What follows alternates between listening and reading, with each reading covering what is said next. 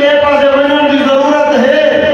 اللہ اکبر کبیرہ. امام شافعی رحمۃ اللہ نے فرمایا اگر رب کے وجود کے دلیل کو سمجھنی پرے بنن کی ضرورت کرنی درخت والے پاسے غور چکر میرا رب بھی سمجھ آوے سے تے میرے رب دی توحید بھی سمجھ آوے سے. آخو سبحان اللہ.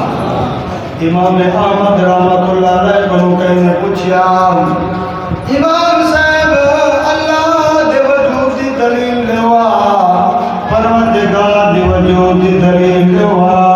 امام احمد رحمۃ اللہ علیہ نے فرمایا بدور تے پرے ونجن دی ضرورت کرنی.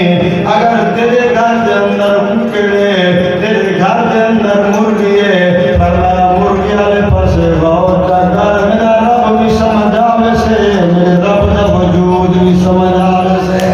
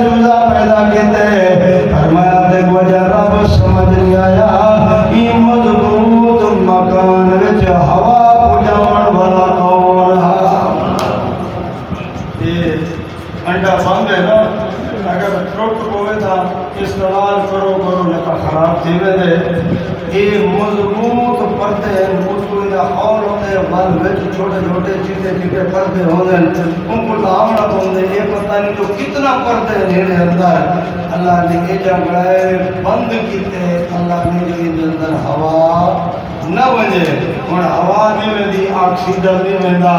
یہ مضبوط تے بند مکان پردے لگے ہوئے ہیں. یہ انڈے دے وچ ایمان لا دسواں کیڑا پیر اتا ہوا تے آکسیجن پجلا کھڑا. آکو ہوا تے آکسیجن پجاون والا کون ہے؟ بولو تو صحیح. میں پیر کا کوئی منکر نہیں. میں اللہ دی توحید کو سمجھاونا چاہتا.